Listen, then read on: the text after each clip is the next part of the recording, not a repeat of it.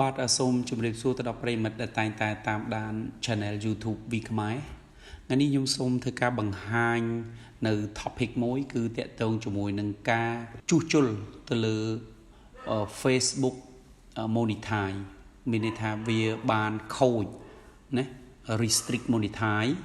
បាទមានន័យថាវាបានខូចហើយយើងត្រូវជួសជុលវាដោយវិធីសាស្ត្រណាយើងត្រូវកែកន្តឬក៏ដោះស្រាយវាតាមវិធីសាស្ត្រណាបាទឥឡូវនេះយើងចូលទៅលើប្រធានបទតែម្ដងបាទដែលយើងចូលមកផ្ទាំងការងារនេះតែម្ដងគឺ restrict monetization ឬក៏អាចនិយាយបានថា policy issue បាទវាមានបញ្ហាទៅលើ policy ហ្នឹងនៅក្នុង restrict monetization ហ្នឹងគឺវាមានច្រើនចំណុចដែលយើងបានចូលមកលើចំណុចផ្ទាំង monetize ដែលវាមានពាក្យដូចនៅខាងក្រោមនេះបាទគឺ inauthentic engagement គេថាមានតំណែងតំណងទៅនឹងអ្វីដែលយើងខុសណាបាទនេះយើងចូលមកចំណុចប៊ូតុងពណ៌ខៀវហ្នឹងបាទហើយវាលោតចេញមកផ្ទាំងនេះបាទទាំង pattern monetization policy appeal បាទនេះគឺជាផ្ទាំងមួយដែលយើងត្រូវធ្វើការ request ទៅកាន់ Facebook support បាទដែលយើងឃើញថាវាមាន clear ដូចជា Facebook offer a feature that help publisher and a pattern and publisher to earn money from their content បាទ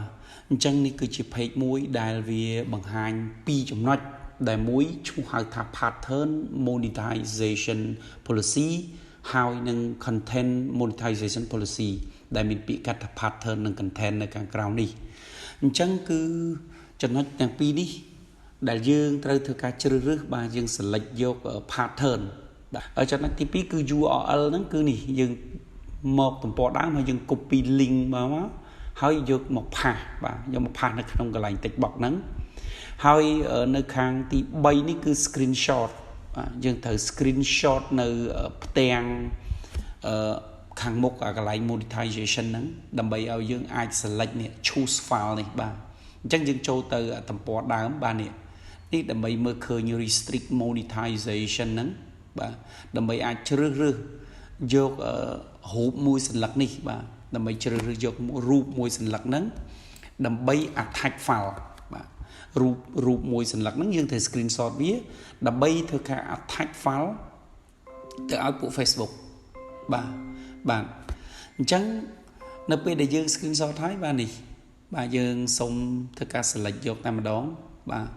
បាទនេះរូបភាពដែលខ្ញុំបានបង្កើតមិញបាទ Facebook monetization នេះបាទយើងបរិចមើលមើលត្រូវអត់បាទនេះគឺរូបសន្លឹកមួយហ្នឹងយើង select យកទៅបាទនៅពេលដែលយើង select រួចយើងចុចពាក្យប៊ូតុងពណ៌ខៀវ send នេះបាទជាការស្រេចតែសូមចំណាំបាទសូមចំណាំថានៅពេលដែលយើងធ្វើការចុច send ភ្លាម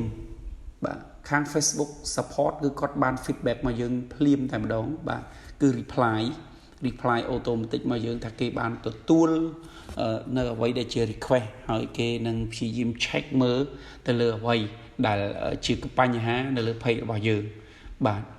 អញ្ចឹងនេះគឺជាចំណុចមួយដែលយើងត្រូវមើលហើយវាមាន link នៅខាងក្រោមមួយទៀតដើម្បីឲ្យស្វែងយល់បាទ link នៅក្រោមនេះដើម្បីឲ្យស្វែងយល់ថាតើ rule ដើម្បីអាចធ្វើការ monetize បានត្រូវមានចំណុចណាខ្លះបាទទី1 pattern policy នឹងឯងជាមួយនឹងបង្ហាញនៅចំណុចសំខាន់ដូចជាគេហៅឈ្មោះថា original content ឬក៏ពេលខ្លះទៀតគឺវាត្រូវ load មកលើ notification នេះបាទ notification ហ្នឹងបាទ load មក notification ហ្នឹងហើយបង្ហាញមកនៅអ្វីដែលវា feedback ហ្នឹងបាទសូមអរគុណសូមមិត្តភក្តិទាំងអស់គ្នាជួយធ្វើការ subscribe នៅ channel វីខ្មែរក៏ដូចជា share នៅវីដេអូនេះដើម្បីផ្ញើជូនទៅមិត្តផ្សេងទៀតដើម្បីអាចដោះស្រាយនៅបញ្ហាដែលកើតមានឡើងចំពោះ Facebook page ដើម្បីអាចរកចំណូលបានសម្រាប់មិត្តទាំងអស់គ្នាបាទ